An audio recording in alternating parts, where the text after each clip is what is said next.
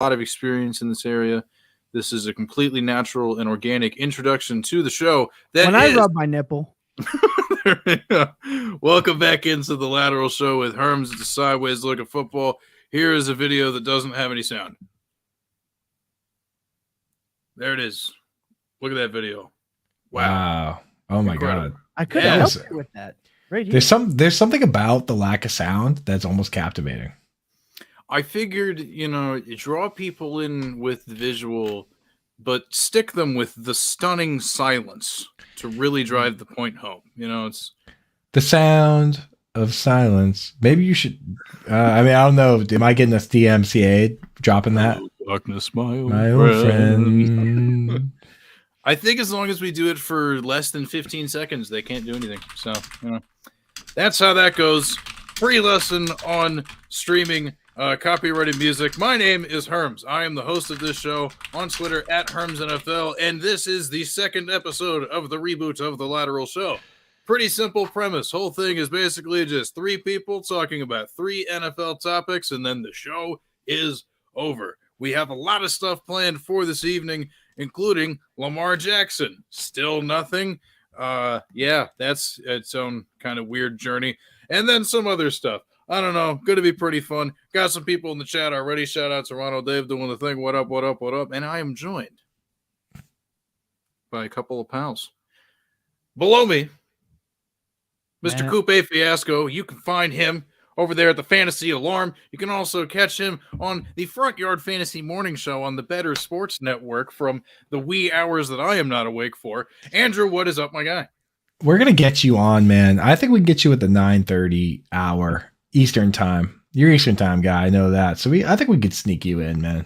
We set that alarm a little extra early. Maybe either take one nighttime mango Rita or strawberry and make it a morning strawberry, and then you'll be ready to rock and roll, dude. I've heard worse ideas. I have absolutely heard worse ideas. We're going to have to workshop that, but not before we introduce our other friend. You can find him doing his stuff over there with the full Tilt Dynasty Pod, and also some of his work over there with Fantasy Points. He's got all sorts of fun things going on. He is Mr. Thomas Tipple. Hello. Bonjour. I'm happy to be here. I'm starting to think that people just schedule their Lamar Jackson stuff for me. Like, this just happens to conveniently be like probably the fourth time already in this off season. Lamar Jackson happens to get thrown around, and I know what you want. You want me to freak out and lose my cool, but I tell you what, I'm going to do it. And I'm sorry for your eardrums, but God bless. Thanks for being here. Happy to be here. Let's lose our fucking minds. Let's go. Hell yeah, dude. That is what it's all about. But, just some housekeeping up top. Like I said, this is just a more general NFL show. Not a whole bunch of fantasy talk, but if you want to see some of my fantasy content, you can find that over at draftsharks.com. This is not directly affiliated with Draft Sharks in any way, but they employ me, and that is my day job. So if you do want to check some of that out, definitely get that going. But this is more for the fun part of my brain. Work mode's off, baby. I gotta say, man, Draft Sharks, dude, putting themselves on the map, scooping up two of my favorite analysts, dude. Herms, you, not one of them, but I'm kidding. Herms, you're up there, and also Alex Korf, man, peaked in high school, dude, with the trade charts, man. You guys have been crushing, dude. Korf comes in with the math, you come in with the eye test stuff, dude. Kind of feeling it, man. I'm liking the Draft Sharks. It's a good vibe, bro. It's a good vibe. So much so that we even got the shark emoji on the screen. So if that doesn't tell you everything you need to know, I don't know what does. The people are in. What kind of sharks you got in Toronto, Dave? None. Yep. Please let us know. None. Let us know, dude. I don't know. Maybe there's a zoo. Perhaps. But when it comes to sharks and zoos and stuff, sometimes there's a lot of crazy stuff that happens. Speaking of crazy stuff that happens, that is how I segue, boom, into the first topic of the evening. We're going over a Lamar Jackson update. Watch. First topic, only topic? Still nothing?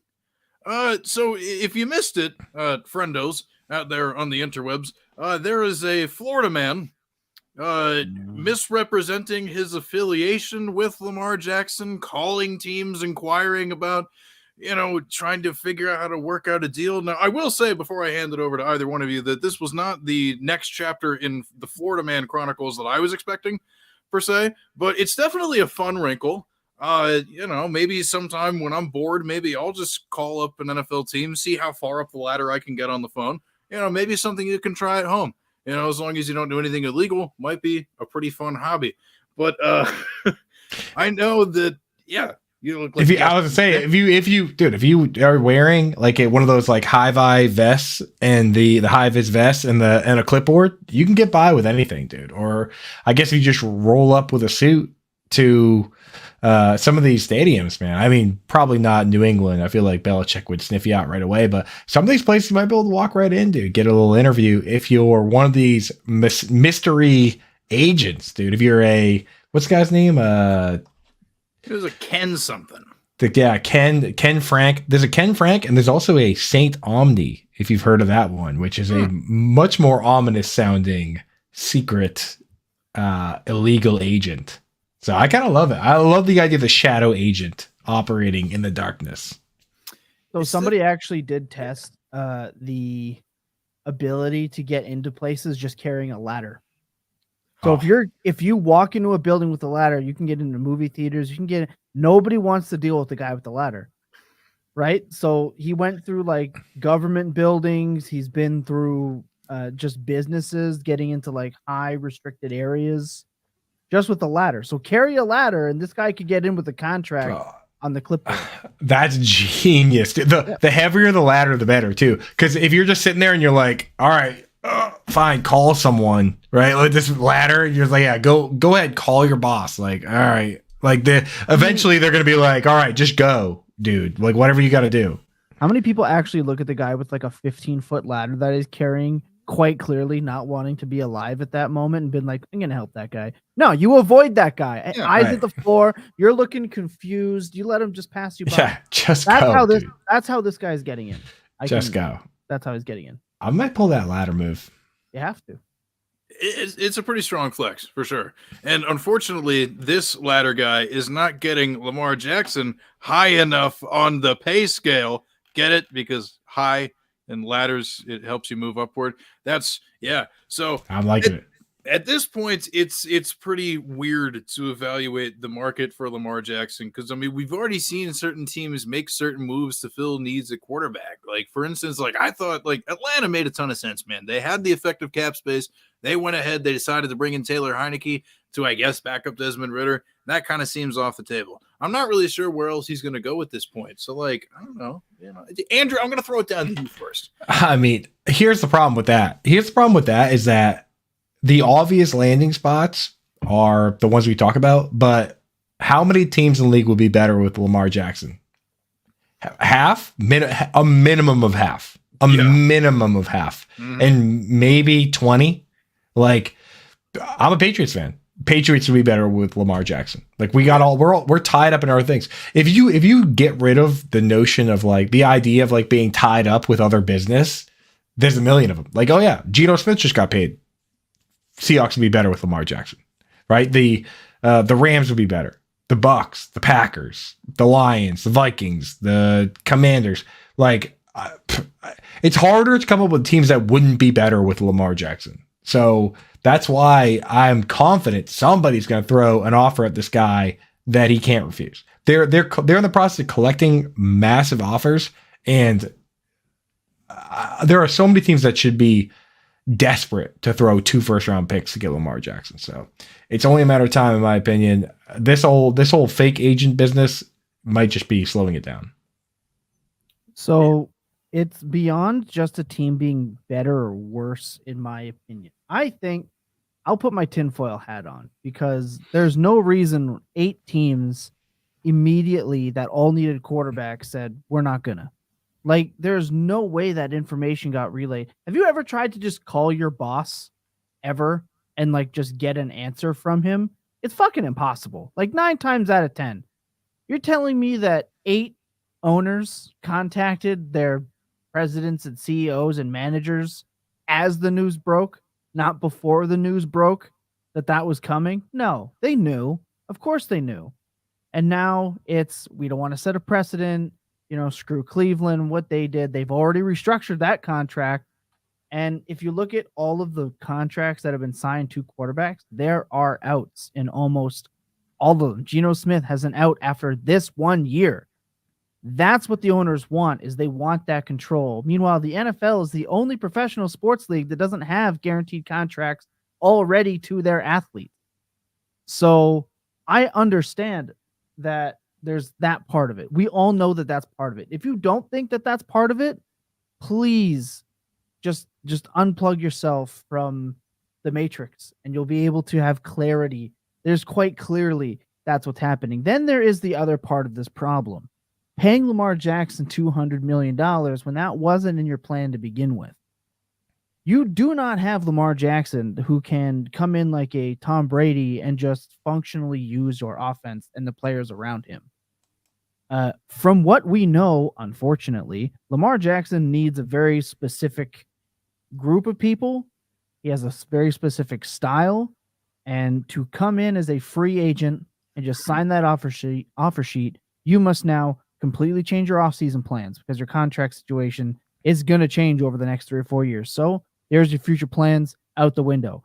Your draft plans and how you've signed your free agents leading up to this, gone. Your coaching decisions and who you've brought in and brought out, gone. Doesn't matter. You have to adapt to Lamar Jackson. Can they? Will they? Who knows? So I think realistically there's 6 teams that could probably change everything around and not have it plummet. Because yes, having Lamar Jackson is fantastic, but having Lamar Jackson and not having a plan for it can be catastrophic, and it can be just as bad. So I don't blame these guys for just wanting to draft rookies at this point and sign a bridge and get to 2024 when there's another 3 to 4, and there's always another one that pops up out of nowhere. Rookie quarterbacks coming down the pipeline. Caleb, Quinn, Carolina, the Drake UNC, May. Yeah, like there's but half those guys are going to wash out. Sure, at least, obviously, at least half. But that's when you apply the big business aspect of it. What's a bigger risk to you? Forking over a guaranteed $200 million for it to potentially not work? Like, we know that the goal should be for teams to always win, but they're not. That a lot of these teams aren't in it for that. So that's another thing that we have to look at. The thing is, though, you have to remember too that it's not about, like, it doesn't have to be 200 million guaranteed, because right now the way it sits is he's set for 1 year 32 million. Mm-hmm. So if you were to offer him 1 year 35 million guaranteed, that's a better contract, right? If you have to offer him 1 year $40 million, that's a contract that's 25% better. Like, sure. Why wouldn't he go play for 1 year $40 million? Like, so if you were matched.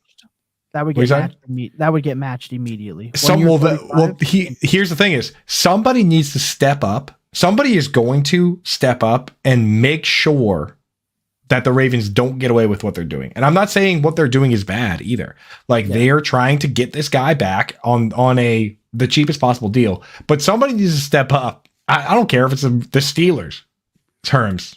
Your Steelers come out and say, hey, we'll give you $40 million to play for us, and just make the Ravens pay him $40 million for this year, because they're going to pay. They can't get away with paying him 32. That is not allowed, in my opinion. If I'm not mistaken, they offered him more than that. The hiccup on the contract was that only 3 of those years are guaranteed for 133. Yeah. So if that's what he was looking at, and then they have another conditional, let's say $60-70 million that weren't guaranteed. There was an injury clause out that Lamar Jackson did not like in that contract. So you look at that 3 years at 133 that was fully guaranteed. That's more than 30. I don't think it's a matter of the Ravens not being willing to pay him an average salary. I will disagree with you there, but I will agree that they shouldn't be able to. Of course. No, I mean, I would do it. You know how they're of course they're at the end of the day, he's not going to play for the 32 million, but someone needs to step in and make sure. Right. Make sure, because I mean, hell, part of that was on him but he's looking for the fully guaranteed for a reason, and that's that. I'll tell you how I would solve the problem. If you really want to, like, make sure Baltimore couldn't re-sign him, offer Lamar Jackson a 5-year contract at $230 $30 million and front load that bitch for the first 2 years. Guarantee him $50 million for the first 2 years. He'll be 28 at the end of that. So you're still technically should be getting prime years. That's your gamble. Baltimore can't match that. You can give him the same figure, front load it, and Baltimore couldn't match that. That's a guaranteed contract. So if you're front loading the contract, you're getting the best prime years from Lamar Jackson.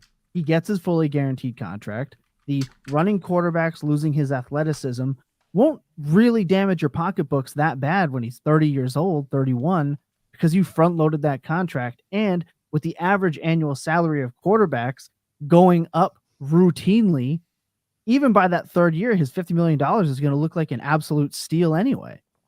So I think front loading that contract is the best in the short and long term. If you really want to get Baltimore forcefully pried away from Lamar Jackson and you're prepared to do it, front load that contract. Yeah. The problem is that only so many teams can do it. That's what sucks. I would love that. That's such a good idea. And the one team that could do it, the one team that's in the best spot to do it, just traded for the first pick. I mean, the two teams at the top, right? Like maybe the Panthers will trade the pick away, and trade. What if the Panthers took the first pick and traded it for 2 first-round picks this year, and then took those and swapped them for Lamar Jackson? Wouldn't that be something? I mean, they could do it. They could pull the old Thomas Tipple front loader, which I kind of love that idea. That's how you smoke them, because you hit the Ravens with a poison pill that they can't eat. And I know poison pill contracts are technically illegal, but this one's not. I mean, just offering too much money for them is not a true poison pill, like the old day poison pills. So I kind of love that idea. So the team that actually could do it the easiest is Chicago Bears, because they still have the most cap space. Yeah. Then the Panthers, then the Lions, then the Texans could do it. And obviously we understand how like money can get moved around, but functionally the Falcons could find a way. The problem is it's late in free agency now, as you guys had mentioned. Right. So it would be tough, but imagine a team like. And the Bears have the Bears had the first pick. The Panthers now have it. The Texans have the second pick. So those guys might not have the incentive, right? Yeah.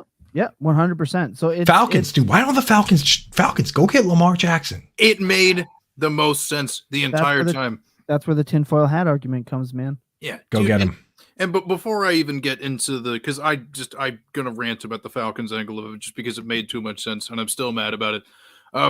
We have a question from the audience from Brian Ford. Why is this Tipple guy on? What does he know about the Ravens and Lamar? He looks like that Ken Francis guy. So we're gonna need you to address these rumors right here. Clear it up for everybody. Are you in fact Ken Francis? I am. I'm the Canadian Florida man. Yeah. Hence the stash, right? It matches. Yes. Right. Short, semi-round mustache. It adds up.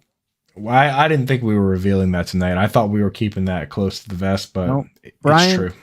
Brian has sniffed it out. Unfortunately, he's got a nose for it. And I've actually this entire time been Saint Omni, and Herms is Dove Kleinman.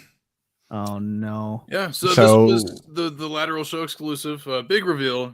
We would have marketed this as more of a big shocker episode, but we had to keep it low key for certain legal reasons. Yeah, we had to, of course.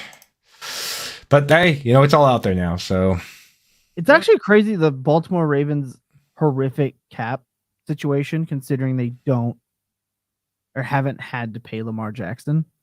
Yeah, like it's I bad, don't dude. know. I understand they paid Chuck Clark a boatload of money, and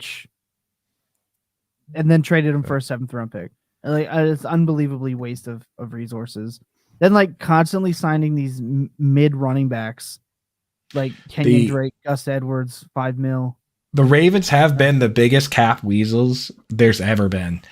Since the compensatory picks have come out, not only the idea of if you let a free agent leave and you don't sign somebody, then you get a compensatory pick. Not only do the Ravens have the most, they have 10 more than the next highest team. They are just playing the game to their own detriment. Because last I checked, they won that one Super Bowl, which was Harbaugh versus Harbaugh. Anybody could have won, and 2? Was it? Oh, against the Giants, actually. Yeah. They did that 30 for 30. By the way, if any of y'all out there haven't seen that 30 for 30 documentary about that Ravens team, watch that shit because honestly, super good. I mean, I'm a fan of a rival team, but the fact that I enjoyed it as much as I did, being a Steelers fan, says how good it is. So yeah, the Marlon Humphrey contract looks really bad. $19 million cap hit this year, a $36 million dead cap. Ronnie Stanley, I understand why they signed him to that deal when they did, but 2 straight years of just being hurt. He's being rotated in at tackle now. They are terrified of his ankle. $35 million cap hit. Mark Andrews, $25 million cap hit. Roquan, $45 million dead cap. Marcus Williams, $28 million dead cap. Like, it's just their dead cap money insane. I mean, Zeitler. After Zeitler, they really do look like a team that could use a bridge year and just burn some of that and keep moving. That's what the Cardinals are doing, right? The Cardinals are pretty clearly setting themselves up for a super bridge year right now. I mean, if you look at the that's kind of because their quarterback has one leg. I think if their quarterback were fully healthy, their whole offseason would be different. I mean, they wouldn't trade away DeAndre Hopkins. I mean, they have Zach Ertz banged up too, but I mean, they're set up to do exactly that. Just take 1 year off. I mean, especially because even in a world where Kyler Murray was healthy, yes, the whole D-Hop rumors of everything, which unfortunately nothing happened for us to talk about on this show tonight, but they log-jammed themselves into a really weird cap situation even before that, to the point where they maybe would have had to consider doing some iteration of this anyhow, which kind of brings to question, so it kind of, piggybacking off of the stuff that you guys were just saying about, kind of the comparisons between those two franchises situations in some respects, and the fact that, specifically about the Ravens, they're kind of, fucked into oblivion with a lot of their own doing anyway. What difference does it really make ultimately whether Lamar Jackson comes back or not? If you really sit down and, sure, but I don't know. In terms of winning though, because I don't know, man. As much as I think moving from Greg Roman to Todd Monken makes a ton of sense. That's going to be super cool. Especially now that we're probably going to see, what's the name of that safety? Kyle Williams. Hamilton. Yeah, there we go. Yeah, we're gonna see a lot more of him, presumably, which is gonna be super fun.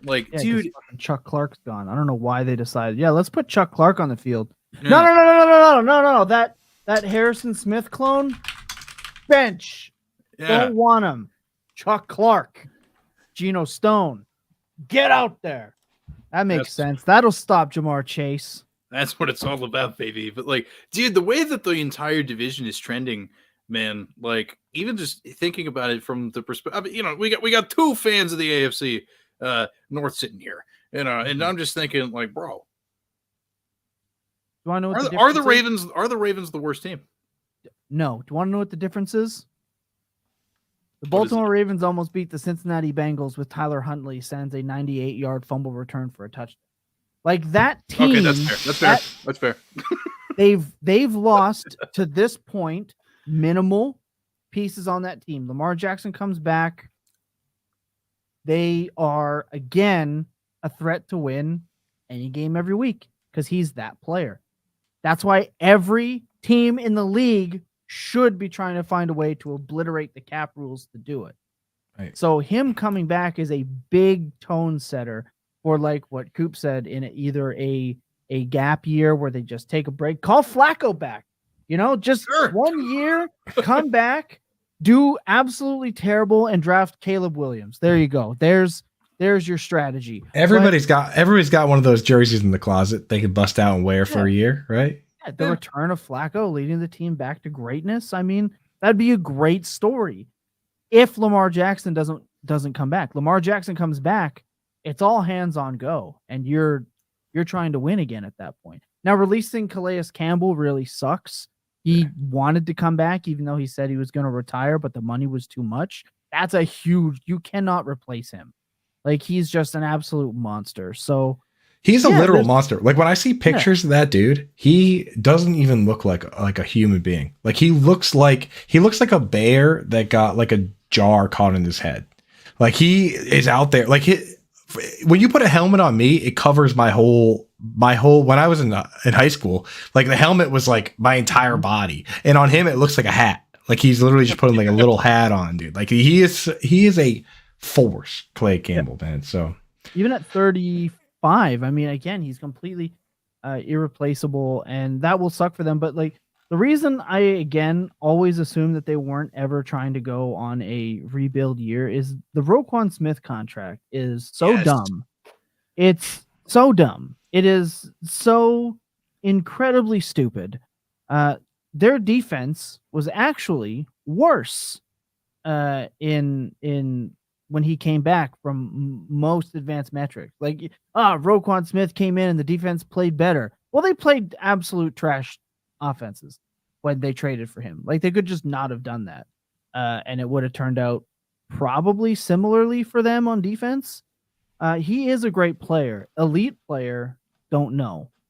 And they absolutely made a horrendous pick with Patrick Queen, who has been awful. So I understand their like desperation and like need for an identity, but that trade looks worse if Lamar Jackson doesn't fucking come back. Like everything they've done, it tells the tale of Lamar Jackson coming back. So I think if he doesn't, they're fucked. Like, yeah, and it holds up the whole everything's held up now because you guys are they're bringing in Todd Monken, right? And you need to convert to an air raid. You need wide receivers, and pretty much as far as wide receivers that I like left, it's DJ Chark. I personally like him. Some people don't. It's like, what do you guys get with Kenny Golladay, Nelson Aguilar? It's pretty ugly, man. How are you going to build a offense that uses 3 to 4 wide receivers at a time, typically, without, with free agency passing you by while you wait to see what your quarterback wants to do? The draft is going to end up being, the way to do it. I don't know. They're obviously going to bring back Sammy Watkins. Like, obviously, Sammy Watkins is coming back. I mean, and who doesn't want to roll out Devin Duvernay, James Prochet, Sammy Watkins, and Tylan Wallace? Bateman. Let's go. Yeah, Wallace. Couple games with Rashad Bateman. Also, I also don't want them to draft receivers because they stink at it. And the one receiver that was super good, they ran out of town with Greg Roman. So yeah, man.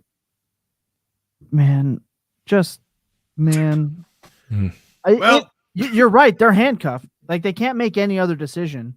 How do you plan ahead now? Like I assume they bring Huntley back on like a really cheap deal, but Huntley's bad. He was honestly helped by Greg Roman, which is weird to say, but Greg Roman helps. Greg Roman can elevate the floor of a player. He cannot elevate to the ceiling. Like he can get him to here and then it stops at a certain point. So I think they might bring him back, but he's not even the guy. Like they don't have anyone. I think the only quarterback under contract for them is the undrafted guy, Brown, that played Anthony Brown. Bit and was awful. They have no quarterback on the roster. Here comes Hendon Hooker in the first round or something. I can just see it. They're going to draft him, or they're going to draft like a tight end in the first round. They're going to draft Michael Mayer in the first round. They're going to draft Hendon Hooker in the third round, or trade up for him in the second round. And I'm going to throw myself through that goddamn window that's beside me. Hendon Hooker's not even going to be ready to start the season. So you're going to be starting Anthony Brown. Yeah, that still checks out for how I imagine what they would do. Like Bridgier, dude. Eric DeCosta is gliding off of initial success at Lamar Jackson. Lamar Jackson saved jobs. Harbaugh would have been gone. Greg Roman would have been gone. DeCosta would have been gone.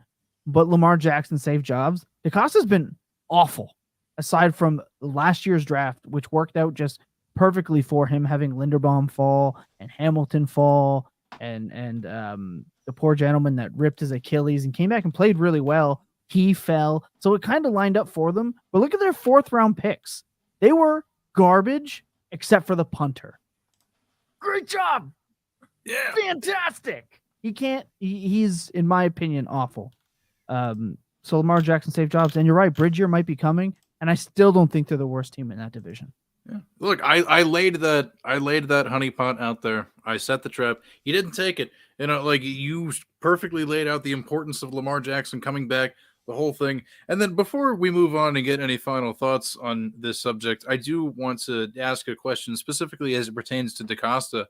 I mean, thinking about, to your point, coasting off the initial success and doing all of that stuff, especially with, Lamar being as good as he was, like, people have to keep in mind, like, that was like the parting gift of Ozzie Newsome. That's not even like a DaCosta thing necessarily. So it's just oh no, what happened to that? That was weird. But anyway, so it's like he can't even claim that as like part of his successes either. So it's like, I don't know, man. Like he has like, there are a lot of people who live around here. So mind you, like for listeners and viewers who don't know, like I live in the general DC, Baltimore-ish area. So I got a lot of friends who are Ravens fans, so if my home league listens to this podcast, like if you gotten this far, like, sorry for talking this much shit on the Ravens, but had to do it to him. I don't even he gets a lot of respect, shit. Bro. But it's not talking shit. It's being realistic. It's facts. So I hate talking to fanatic fans of any team, except for one. Shout out Taylor Cornell.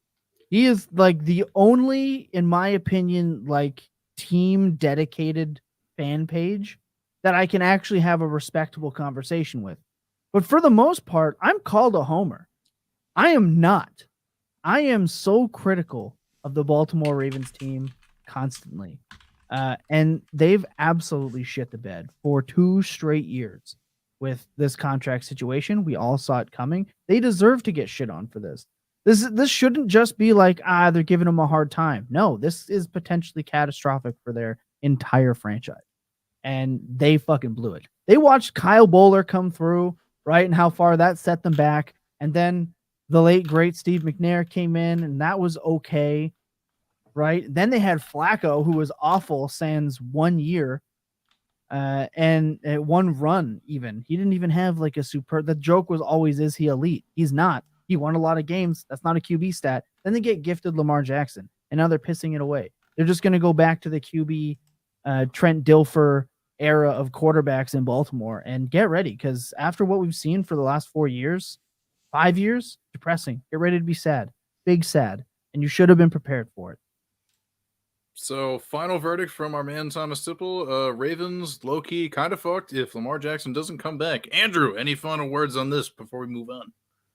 I mean, I said my piece on what I think that what they're trying to do. They're trying to sneak by, giving them the least amount of money possible. We as a league, 31 teams, someone needs to step up, make sure they can't just keep him for 1 year, $32 million.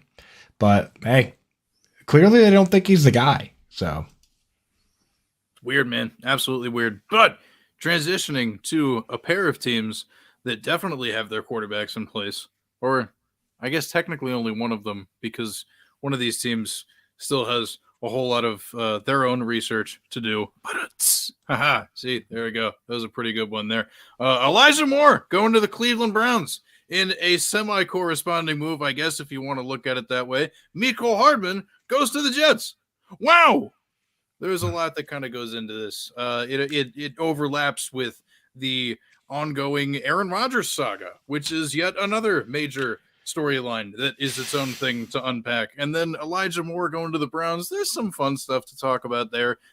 It's probably a little bit more important for the fantasy football audience for us to, dwell super long onto that, but there might be some interesting IRL football application to it as well. But I don't know, man. Sorry, I was just reading something. You're all good. You're all good. Yeah. Cool. Why don't you tell me what you think? Honestly, Mecole Hardman at this point, clearly just a field stretcher. Not interested. Just like I'm not interested in Mac Hollins to the Falcons or any of these other guys that are clearly just going to be there to take the top off defenses. Elijah Moore is interesting to me. From a real life standpoint, we know that he can play. We know he has a pretty bad attitude. One of the big indicators in that I really didn't like was that Elijah Moore started complaining when they won 3 games in a row. Like if I'm an agent in the NFL, and I know we're trying to talk more NFL than fantasy football here, if I'm an agent in the NFL, here's what I say. If my client is unhappy, wait till we lose a game. Wait till we lose a game, and then you come out and say, hey, I could have helped us win there if I got more targets. If you come out on the back end of a 3-game winning streak and say, hey, I need the ball more, that is the quintessential diva behavior. We could have won by more. Is that what you were trying to say? Like, a complete joke move by Elijah Moore to come out at that point and say that. So, not that I've given up on the player. I don't think the player is good. Just, hey, if you're have a little, as former President George Bush would say, have a little strategery here. Like, figure out what the hell you're going to do. Like, have a plan here that makes you seem like the good guy. Because if you come out on a winning streak and say, I need the ball more, you're going to look like an asshole. And then you're going to get traded to the Browns. So here we are. What? I can't think of a worse punishment than being forced to spend your professional football career. That was Bill Belichick's old punishment. His threat, like Jamie Collins was just like, Jamie Collins wouldn't do his job, and he would do his own thing, and he would intercept the ball or get a pick, but he would let up big plays. And then Belichick traded him to the Browns, and I swear, after he traded Jamie Collins to the Browns, and then Jamie Collins got cut by the Browns, and then had to come back to the Patriots, that's been his threat ever since. Hey, I'm gonna ship you off to the Cleveland. So, I mean, it's like in Russia where they send you to Siberia. Big facts, man. Big facts. Yeah. Yeah. So, I mean, Thomas, anything maybe on the Elijah Moore thing that kind of intrigues you? Anything? If you want to take it over to Mecole Hardman, up to you. I mean, I don't know. There's no show sheet to this show, by the way, folks. Okay. I mean, if you missed the first episode, this is off the cuff, man. We're just 3 dudes sitting around having some fun, talking football. Hell yeah. If you feel the need to ever bring yourself to talk about Mecole Hardman, stop and do something else. It's not necessary. Don't do it to yourself. Don't fill up your airways. Don't type it out. There's something better you can do with your time. He does not matter. He will not matter. He's not going to matter. So we're going to yeet that portion of the thing. He's just yeeted into the ether, straight into the sun, where Mahomes will be happy to see him go to. Now, for Elijah Moore, I know, Herms, you said this isn't really a fantasy thing, but it can be. We're allowed. I'm already gonna wager that the fantasy managers that have Elijah Moore already really bought in. So this is best case scenario for them. Donovan Peoples-Jones was fine in terms of fantasy. He was a wide receiver 3. I think it was 10 of his weeks. He was quite usable as a wide receiver 3. He even had a couple of high-tier wide receiver 2 options, meaning that offense can sustain some wide receivers with Jacoby Brissett. We don't know what it is with Deshaun. So obviously we all assume Deshaun is not going to be terrible at football forever. He was elite, top 5 elite prior to happenings. And I can't do anything but assume that will come back. If it does not, Elijah Moore is just back to being another slot tier receiver on a team that runs the ball a lot and already has 2 better established weapons within their offense that don't cry like a little bitch when they don't get the football. So it's going to come down to his attitude. Can he play in Cleveland? That's another part of it. If we're not talking about just specifically fantasy, can you play in Cleveland? That's not an easy place to play football. No. That's not an easy style of football to play for a smaller wide receiver who plays the slot. So that'll be interesting. Gonna move it back to fantasy. The managers that do have him are all you've seen it in every one of your leagues. You just check it. That dude that has him is like, he's free. Mm-hmm. If you are sitting on Elijah Moore and you're like, what do I do? Move him. You know why? Because his production is going to be replaceable in terms of fantasy. So while people are super happy, go and pair him up with that 2nd round pick. Go get something a little sweeter. Use it while you can, because I don't think, if I had to look into my crystal ball, that the value is going to get much higher than what it could possibly be without seeing him play football for the Cleveland Browns. Yeah, I mean, like, I'm glad this is a real life football podcast. I mean, we know we talk some fantasy, but that's the goal, Herms, right? Talk real life football. So in real life football, there's 3 roles, right? There's a split end for wide receivers. There's split end, flanker, and slot, right? And the split end's tethered to the line. The flanker's off the line, typically on the side where the tight end is, and the slot guy. And of course, you can use 2 split ends, you can use 2 tight ends, but you need to have 7 guys on the line, right? So I look at this Browns team that not only has David Njoku and Harrison Bryant, but they just brought in Jordan Akins, which is a guy that played with Deshaun with the Texans. So, and we know Stefanski loves his 2 tight end sets. So what it boils down to, and this is going to be for real life and for fantasy football, is Amari Cooper. I think all 3 of us can agree Amari Cooper is not coming off the field. No. Too much invested in him, too much money.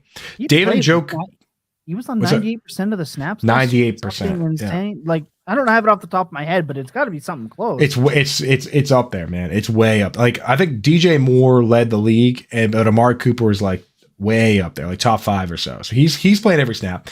We know David Njoku's playing every snap. We know that they're going to have a running back on the field. You have 5 linemen, you have a quarterback. When you bring in Harrison Bryant or Jordan Akins, 1 wide receiver comes out of the game. So the question at the end of the day is, Elijah Moore is going to be slot. Donovan Peoples-Jones is going to be on the outside, right? Of course, they'll mix in Anthony Schwartz as a field stretcher. Who cares? But like one of those guys, there's only room for 1 guy to play a full snap share now because of the 2 tight end sets, right? If it's not Elijah Moore, then his value is 0. So I'm totally with Thomas Tipple. Right, like right now, sell this guy. Hey, sell Donovan Peoples-Jones too, because we're entering the world of potential coin flips here of guys that can play a full snap share, and even playing all those snaps doesn't mean you're going to be relevant, as Thomas just said, dude. Right? Like you just said, Deshaun Watson might not. Hell, the 2 target leaders could be Amari Cooper and David Njoku. In which case, who cares what the other guy is? So sell them both. I say get them gone now on name value alone. Both of them. Just see what you can do. If you have to hold on to them. But like you're flipping a coin for a spot that might not even be fantasy relevant. So I'm with you, man. A 93.5% route participation from Amari Cooper. Yeah, so an 85% snap share. So he did come off the field. But what mattered is when routes were being run, he was there. So right. and he didn't not have a lot of slot snaps as well. 146 snaps out of the slot. We know teams number 1s play in the slot. Okay, well, Elijah Moore's not. Is he kicking outside? I don't know. He did last year. He did. I looked it up. So he did like roughly 300. Because I was interested. I was like, is this guy just going to be the next? Because I mean, yeah, I checked it. So 350 outside, 340 inside. Okay. But like, because like if you think about it, right? Like, is he going to be a Cooper Kupp or Chris Godwin that plays in the slot but then kicks outside, or is he going to be a Tyler Boyd that comes off the field for the big dogs? So I did check that one. He is capable, but is that going to be his role? Right. I'd also be very interested to see the Elijah Moore reception perception and see how what kind of routes he runs and how efficient he was outside. I have not dove that deep because as soon as I saw Elijah Moore news, it was trade him as fast as I could, and I've done so. And I'm very happy about that. Pairing him with pair him with a 2nd-round pick and go get a future 1st-round pick, and you call it a day. Like that's the stuff that you need to be doing right now, because as much as this is a non-fantasy show, it correlates, man. Like you can see it, in my opinion. I know there are a lot of people out there with strong feelings that are pro Elijah. Even my close friend and co-host Jacob Sanderson is super on the fence on what to do. He doesn't. I'm just, my initial reaction is just get the best news you can, get the best outcome you can out of it. Yeah, Jake Sanderson is the man, dude, and he is a metrics guy. But I could see him being like a we can save him type guy, where it's like, you know, I will, we'll revive him here, right, dude? And like anybody that's been in one of those relationships, like, oh, I'll save her, right? Sometimes I can fix him. I can fix him. You know, it's like sometimes they're just crazy. So we'll have to see, man. Maybe it was a bad fit. In which case, I mean, we've seen that a bunch of times where a guy escapes and then we look back and we're like, man, that organization was the problem, right? Or sometimes both are the problem. I watched Robbie Anderson shoot his way out of Matt Rule's team, and it turns out both those guys, it turns out the whole situation was a nightmare, right? So who knows, man? But I mean, I would take the money and run. It'll be a fun ride. It'll be a great ride. Yeah. Oh, if nothing else, honestly, even if you can't get out of it, if nothing else, man, just like buckle down, enjoy what happens, man. But then and before we even transition to the third topic, I mean, just the point that was made about not to take anything away from the analytics crowd. Big fan of the analytics crowd, don't get me wrong, but this is why it's important to discuss the practical football application of some of these things and then tie the fantasy that way. That's definitely more of the background that I come from. It's the type of stuff that I like to percolate with myself. So glad we got that for sure. And then also just because we already brought up fantasy, so the seal has been broken. Free Herms fantasy advice on this. Anytime there's a player that just has a weird cult of personality around them and you're the one that has them and you're not part of it, anytime something good happens, let them go. Honestly, it's if you're not in the hive and you happen to have one of those players that has a hive, anything that makes Twitter explode, move on.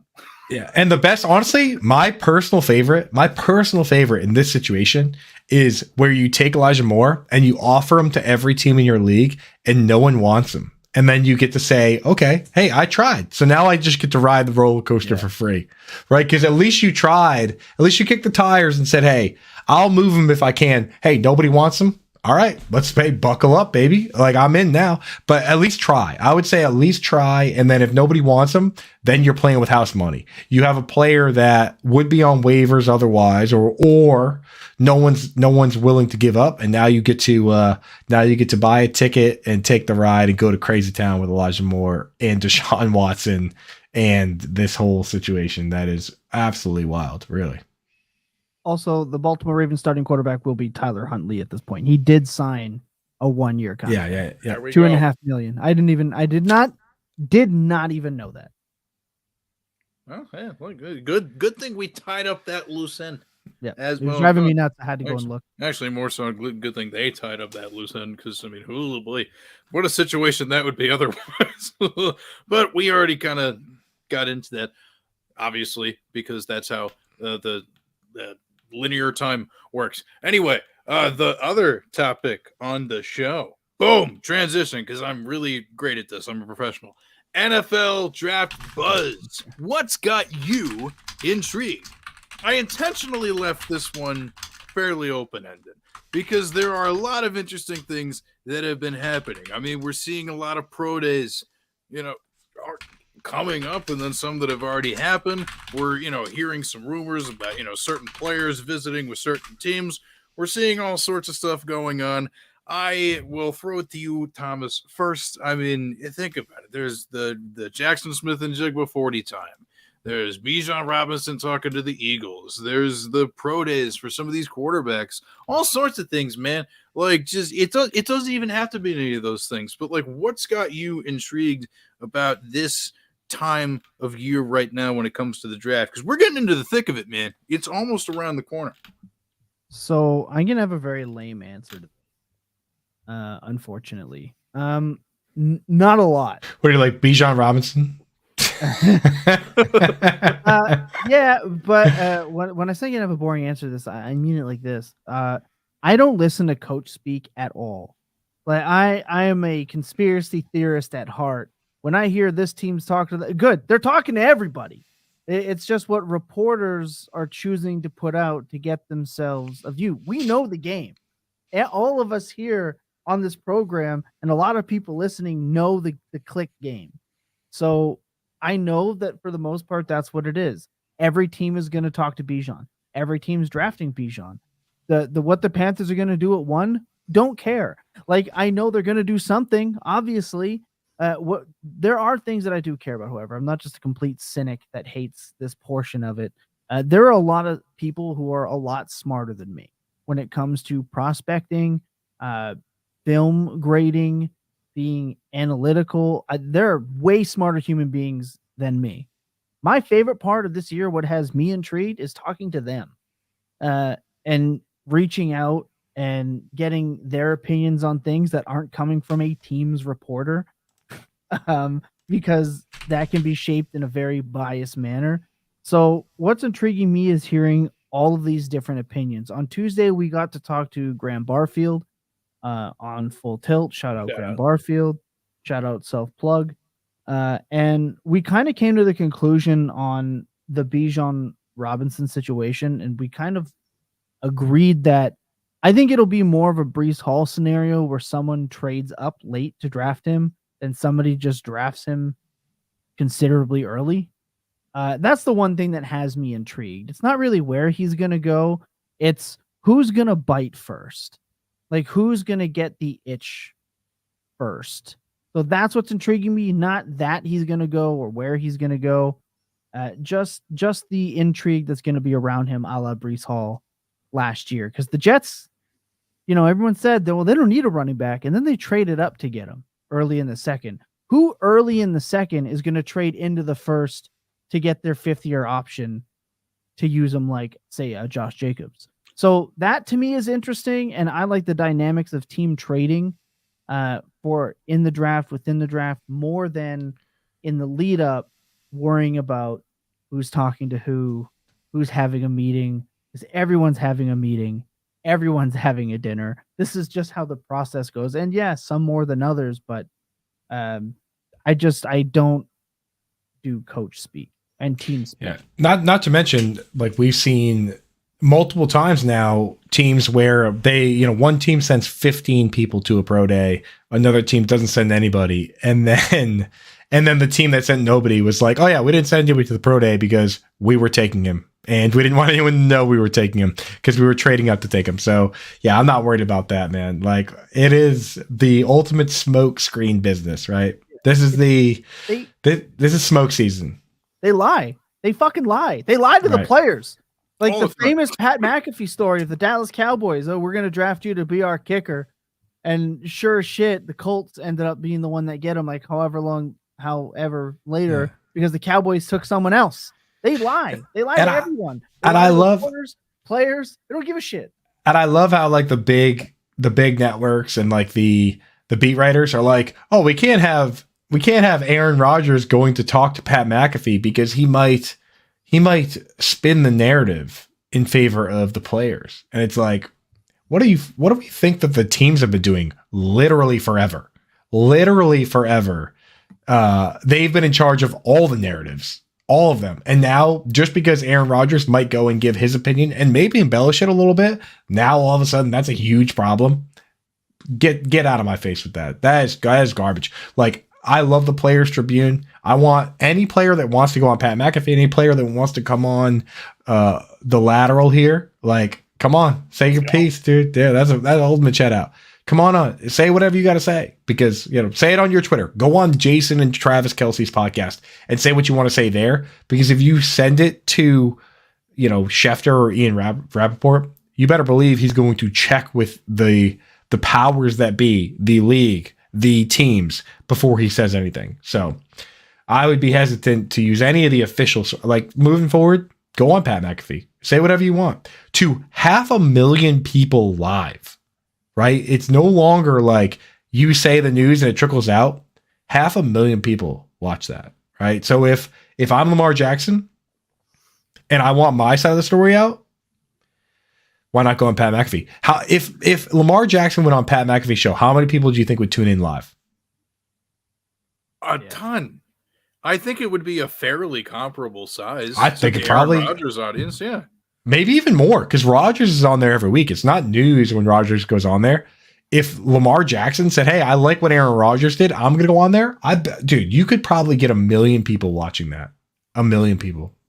100%, dude. I mean, I'm all for player empowerment of any kind. I'm all for them being able to control their own narratives, especially when it comes to the fact that, as you alluded to, smokescreen season. I mean, that's kind of why it's difficult to glean anything from the NFL draft buzz, which is why, also, well, A, kind of why I came up with the topic, and then B, it kind of leads me to my little morsel that I'm going to drop into the conversation because it ties in perfectly to the whole conversation we've been having already. So it's like we've already established pretty unreliable when it comes to leading, looking into who's talking to who's going to what pro day, who's doing the whatever. But one of the things that I feel like we can take certain inferences away from is the mock drafts done by like the big names in the industry. Not necessarily because they're accurate or whatever all the time, but because these are the people that kind of have their ears closest to the people making the decision that want certain narratives to be woven into these certain things, that want things to get super hyped up. So I'm going to harken back to last year before I bring it into today and mention the name Malik Willis. Around this time last year, how high in the draft was Malik Willis going? Depending on who did the mock, it was absurdly high. It was ridiculous. We were probably talking about top 15 around this time last year. And then what ultimately ends up happening, as we all remember, he falls into the third round, goes into the Tennessee Titans. Now, these quarterback classes, some are better than others, but generally there's always this overestimation of the desire and the hunger for teams to fix that position and address it significantly. We do know in this draft class, C.J. Stroud coming out of Ohio State, Bryce Young coming from Alabama, and also Anthony Richardson, Hercules himself, taking over the NFL Combine. He's going to be really interesting.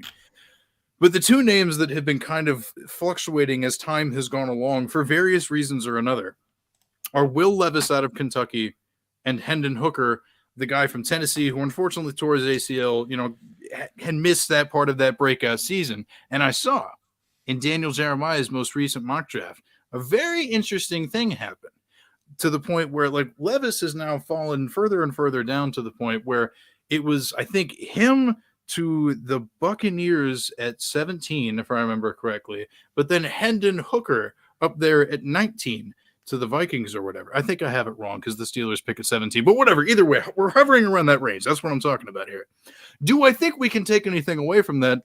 No, because it's bullshit, because it's smokescreen. But that means one of them is probably being elevated, and I can't figure out which, because one of these things is a lie.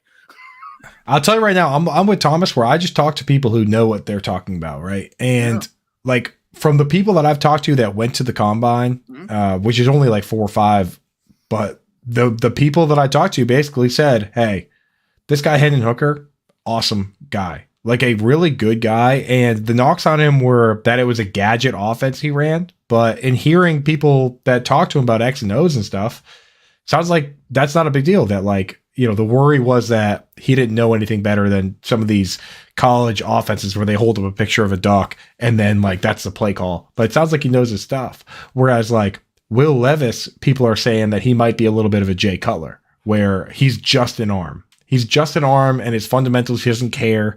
He leans on one foot, huck 'em, chuck 'em football. So I think, to me personally, I think that it's now a 2 tiers at the top. One tier, C.J. Stroud and Bryce Young, and the next tier is you can go with Anthony Richardson, which is obviously the high risk, high floor upside play. You can go with Will Levis, which is Jay Cutler, could be John Elway, could be Jay Cutler, could be Lamar, could be Josh Allen, Carson Wentz, and then you can go with Hendon Hooker, which is the long term plan, because he's an older guy. He tore his ACL in November, so he might not even be ready to go this year, and it could just be a situation where his wide receivers are awesome, and he's not even that good because 2 of his wide receivers, Jalen Hyatt and Cedric Wilson, are now climbing their way up the board. So very difficult to say. I mean, people hung that on Joe Burrow. They said, oh, is Joe Burrow that good, or are these wide receivers that good? Turns out they're all really good. So hard to say there, man. But I don't know. It depends where I am. If I'm a team that has a quarterback, but I'm not that, so the Lions, the perfect landing spot for Anthony Richardson, because if they have Jared Goff, they have Alex Smith, right? Is Jared Goff, Alex Smith on the Chiefs, back-to-back Pro Bowl Alex Smith. You take your shot on the high risk, high reward player. If you hit the next Patrick Mahomes, awesome. If you don't, you still have Alex Smith. And the Chiefs won 14 games back-to-back years with Alex Smith. So that's where I'm at with those guys. Like, but all I know is that somehow, some way, I truly believe that 1 and 2 should be some combination of CJ Stroud and Bryce Young. And that's not controversial, I don't think. I don't think so Three either. of these guys are going in the top 10. Yeah. Three of them might go top 4 because the Colts are picking 4. Well, the Colts will draft Richardson if they have their say. I have full belief in that, as they should. That team is built for a player like him with big body players, Jonathan Taylor, and an offensive line. I think that it's about as good as you could ask for. Shane Steichen, baby. Let's go. Yeah, like I think that team is built best for him, maybe even Levis. I'm excited for the quarterback class, man. Like I know you mentioned Malik earlier. A lot of the buzz with that was for within fantasy communities more than the NFL community itself. But I mean, I know the easy thing is like, people love Malik Willis, so why are you high on Richardson? And I immediately can't take those takes seriously because of how different they are as players. And I understand that Richardson is raw and he's inaccurate and all that jazz.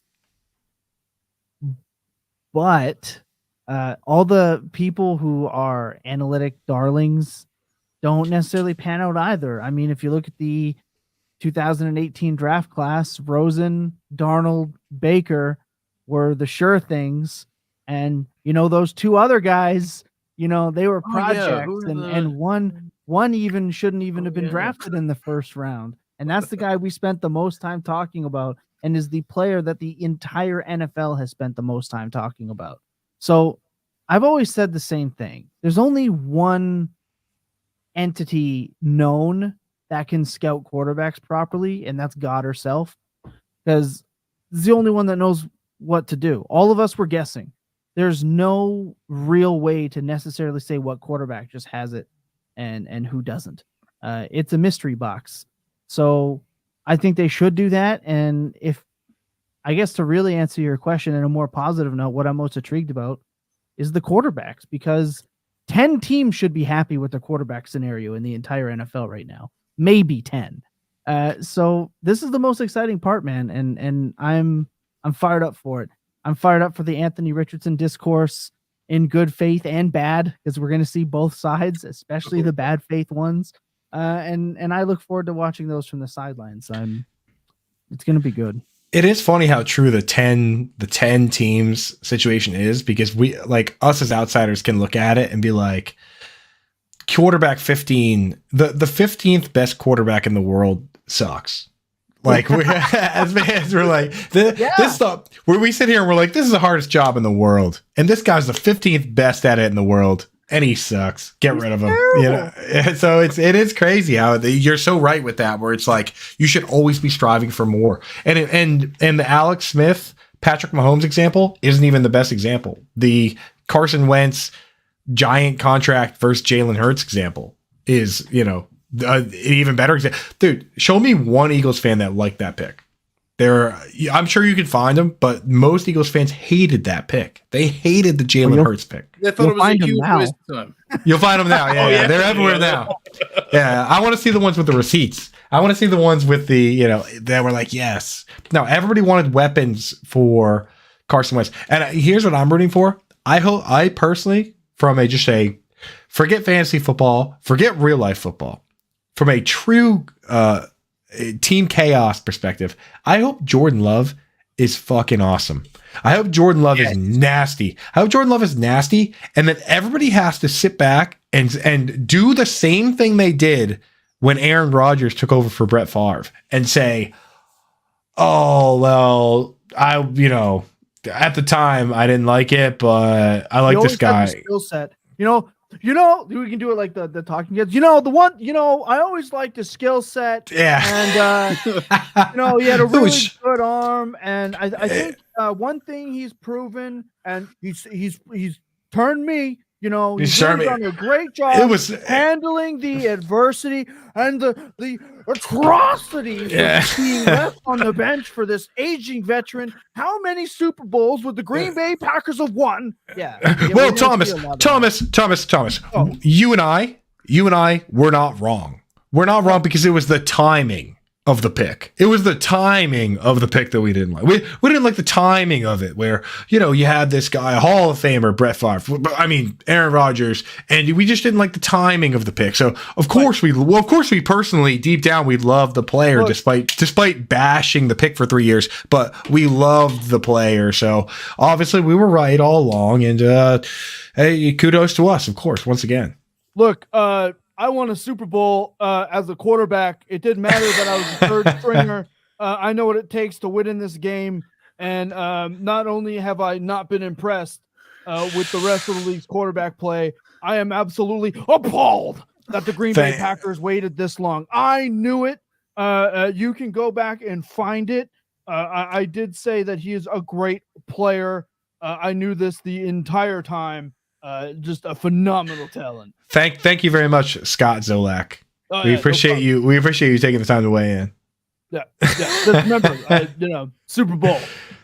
Backed up Tom Brady. Backed up Drew Bledsoe. You know. Thanks, Trent Dilfer. You're Trent Dilfer. Yeah, thanks to Dan Orlovsky. I appreciate you weighing in. Fantastic. Yeah, I love the talking heads, man. The best, dude. The best. I mean, of course you weren't wrong. You just had a different opinion at the time. And so back to the Jordan Love scenario, Jacob and I had this conversation.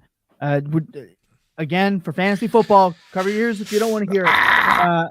But who would you rather have, Jordan Love or Aaron Rodgers? And a lot of us, we all agreed we'd rather have Jordan Love right now than we'd rather have Aaron Rodgers because we don't know what we're going to get.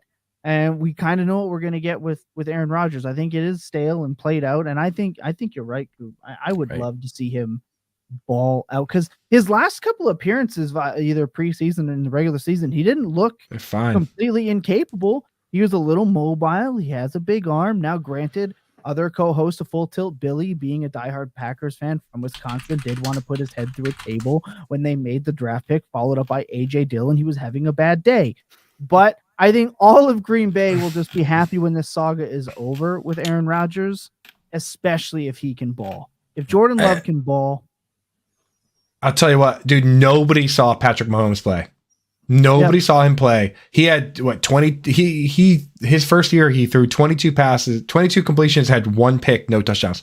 Nobody saw him play. All we heard was the organization say, "Hey, we like this guy." And they were pretty quiet about it, to be honest. Nobody was saying this guy, like they were like, "Hey, this guy looks pretty good. Like, I think we're willing to roll with this guy. I think we're going to move forward with this guy and move Alex Smith," is what we would hear. And I'm hearing the same goddamn thing right now from the Packers, where they're like, "Hey, but I think we're done with Aaron Rodgers. I think we're going to move forward with this guy." Right? Like, is that not the same thing? Like, nobody in the Chiefs organization was saying, "Hey, Patrick Mahomes is going to throw 50 touchdown passes this year." Nobody said that, dude. But then he did. But like, nobody said that at the time. So like, why can't we trust these guys to be like, "Hey, we hang out here every day with Mr. Rodgers and Mr. Love, and we're willing to move forward with Jordan Love." So I'm not saying it's going to happen, but I'm rooting for it so I can tell everyone to shut the hell up, and because that's my favorite thing. Dude, 100%. So you heard it here first, right? Like, everyone just heard what Coop said. Jordan Love is Patrick Mahomes. I mean, that's what I heard. Clip it.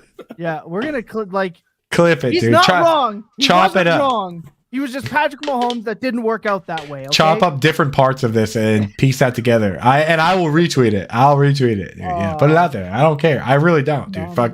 I'm rooting for it. I want it. I wants it, and I needs it. Yeah, I think you're right. Yeah, I think you're right. Yeah. But like, besides, Rodgers only has 1 fucking Super Bowl anyway. What a bum. Not even Flacco. Like, what my boy here, my boy here's got like a zillion. Oh, system quarterback. My boy here. Herms, I was pointing at Pedro Martinez. Oh yeah, I can take that one. Yeah. I was pointing a little higher at this guy up top. There he is. Oh, there we go. All right. Right up there. Can we argue with that one? Pretty hard too. Yeah, no, can't really. Goats on the wall. Hey, the one over here under the basketball hoop, hard to tell. Barry Sanders. He doesn't have any championships. He's still okay. No? Still the GOAT. That's fine. So, hey, hard to argue with the wall. The wall does speak loudly. That's what they say, dude. Wall don't lie. Well, no, I mean, like, and look, I feel you, bro. I got the Maryland flag. I got Jerry Orbach of Law and Order fame, and then I was wondering what that was there. Yeah. I definitely have always appreciated that. Thomas, I will say, on 2 different occasions, your cats seem to know exactly where to stop to get as much airtime as possible. Yeah. It's that little spot next to the couch, right? The orange one loves the limelight. Yeah, he posts up. He's been screaming at me. You guys can't hear it. He's been screaming at me for an hour. Trying to get it. I haven't heard it. I literally can't. I haven't heard it, but I've seen them. There's 2, right? Yeah, and they just stop and they stare. Yeah, they sit right there. One of them popped in earlier, but the orange one has popped in. Like the orange one is definitely a drama beast, dude. Yeah, superstar. Yeah, they know exactly where to go too. They know what's up. Yeah, they know I was a drama major, so they're like, you know what? We're gonna take after this guy. Screen time, baby. They know all about that, dude. They're trying to get they're trying to sneak a line in. They know if they get 1 line, next time they get 2 lines. They're the extras trying to creep as close to the movie stars as they can to get and like hand them a mixtape. Yeah, just shouting something out, hoping that the director's like, let's leave that line in. Yeah, I like that line. They know to keep it to like a minimum number of words so they don't have to get paid by the union, right? Is that how that works? Did I hit too close on that? How many words do you get? I don't even know what the minimum is, like, or be like 5 or something. Yeah, you gotta keep it under. You don't get an official credit if you yeah. 4 words. Yeah, you keep it under 4 so that the guild doesn't have to step in. They check. They're like, we'll let them leave that line in. Fine. So those cats, man, they're about to enter the union. The orange one's entering the union based on screen time. I'm already getting paper sent to my house. The cat union. HR's been contacted. Talent agencies. Watch out, Mr. Scamper's gonna get on you, dude. Oh no. You know, Scamp is in charge of that whole podcast cat union. No question.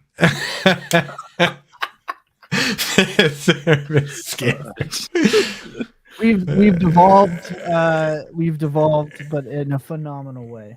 Yeah. But the good news is that the Lateral Show with Herms, a sideways look at football, is never really on the rails at all. So in a way, we've evolved. Yeah. Oh, well, factual. That's factual. So I mean, I don't know how many shows we get. Cats being in the limelight, multiple talking head personalities tuning in live. I mean, you got a guest appearance from Trent Dilfer and some real. Scott Zolak, the whole gang. Yeah, I mean, you got some real great guest appearances on the show, Herms. Best I've ever seen personally. Strong. And we've had some real good conspiracy theory talk, and like who doesn't love that? The tinfoil hats were out, the sunglasses were out, the cats were out. Yeah. We did this all without the kazoo making an appearance, which is a rare feat. So that's definitely another fine shining achievement of this program. We do it big for the reboot, man. We do it big. That's what I'm saying, bro. Look, fire back up, dude. We're back. The lateral's back, baby. That's what I'm saying. Because it's like, look, now that I got my job in the industry, I don't have to have this podcast be my main squeeze to give myself a platform anymore. Shout out Draft Sharks. With it. Yeah, shout out Draft Sharks for giving me the freedom to do shit like this. Because we are really I'm not gonna say reinventing the wheel, per se, but it's definitely moving and hitting a little different. Because that is what this show is all about. So, Bingo. So if you want to tune in next week, I'm pretty sure I'm going to have a show, but I'm not entirely sure. I'm going to Nationals opening day, because, I know this is a football show, but I'm also a baseball fan, so that's going to be a fun one. We'll see. We'll see how that goes. That team's going to be fucking terrible, though. I'm not looking forward to it. I mean, look, I'm happy about the World Series title, but it's going to be a while till they're good again. That's a whole other story for another day. But if Victor it's not breakout, baby, Victor Robles breakout, let's go. Dude, I was convinced once upon a time he was just going to be the Dominican Andrew McCutcheon. Didn't work out, but it's fine. It's fine. I desperately need it though. I do. It would be lovely. But anyway, yeah, the Lateral Shows. If not this next Thursday, then the one after that. I've already got some people lined up. It's going to be a super fun show. I hope you all tune in for that. But if you need something to do in the interim and you just want more of the stuff that I do, you can follow me on Twitter at Herms NFL. You can find more of the serious things that I do at draftsharks.com, where I do my day job. We're going to go around the horn so that way you guys can plug whatever your pluggables need to be plugged. Thomas, let us know. What do you have? What do you want people to know about the stuff that you do? Well, first off, I'm very happy I got to be here. I don't get to not sit in the producer's chair often, and I truly enjoy it. I had a great time. I've never got to sit down and officially talk to Coop before, so this is something that I'm very, very, very happy to have been able to do. Herms, we don't get to talk enough. I mean, my Twitter is pretty boring, but the exciting stuff is going over to the Full Tilt Dynasty Podcast Network over there on YouTube. You can just put Full Tilt Dynasty. It'll pop up. Hit that sub. As soon as we get to 500, we give away a belt. So if anyone listening here, you're not subscribed, head over there. Go and get that. We'll do that for you. We love you. I love being here. And shout out to everyone there, man. Also, shout out Fantasy Points at overfantasypoints.com. Your thing. Coop, what up? Tell us. Dude, hell yeah, man. Thank you so much for having me on, dude. Thomas, I feel like we've kind of known each other for long enough that I'm just realizing this is our first time actually getting on together. Because I've watched your shows, dude. We're in the chat, dude, the whole deal. So good time to actually get it together, man. Yeah, without it being me and John yelling at each other. Yeah, that's right. Yes, dude. John, shout out John, a writer once again. Back actually writing, dude. Yeah. Dusting it off, man. I got a little sneak preview of his article coming out on Josh Downs. Trey Bone, man. That is you have to check that out. I think it's gonna be over on DLF when it comes out. I'm shouting out John, dude, because that's a gang. Gang shout out gang, dude. Those are the boys. My stuff, if you want my stuff, fantasyalarm.com. All my written stuff is on Fantasy Alarm. My hardcore fantasy stuff is there. So if you want like my hardcore opinions, Fantasy Alarm, my the Fantasy Alarm podcast with John and Pemba is just an hour of straight facts, like no nonsense. If you do want nonsense, then I have a show on Bettor Sports Network, the Front Yard Fantasy Show, every day, 7 to 10 a.m. Eastern Time. Herms, wake your ass up. Jump in there, man. We're going to get you up in time. You're East Coast, so you don't have nearly the excuse that anyone else has. That's true. You know what I mean? Like the fact that you're like it's the show is like you can't tune in from 9 to 10. Come on, dude. We're adults. So anyway, that show 9. So if you don't have that full time, or you're not awake at that time, go to the Front Yard Fantasy YouTube channel. Check out the shorts. There's like 3-minute clips or whatever. If you like those, check out the videos. We got some 5 to 10 minute videos. If you like the whole thing, watch an hour or 3 hours worth. Toronto Dave is in the chat. The gang is in there every day. Scampers, the whole crew. So check that stuff out. That's what I got going on. Written content, Fantasy Alarm, my show, Front Yard Fantasy, and it's all beautiful music all the time. Hundo. And speaking of beautiful music, to cap off the wonderful show, we will ride out on the sweet dulcet tones of my kazoo. Thank you for joining in. This has been the Lateral Show with Herms and Sideways Look at Football.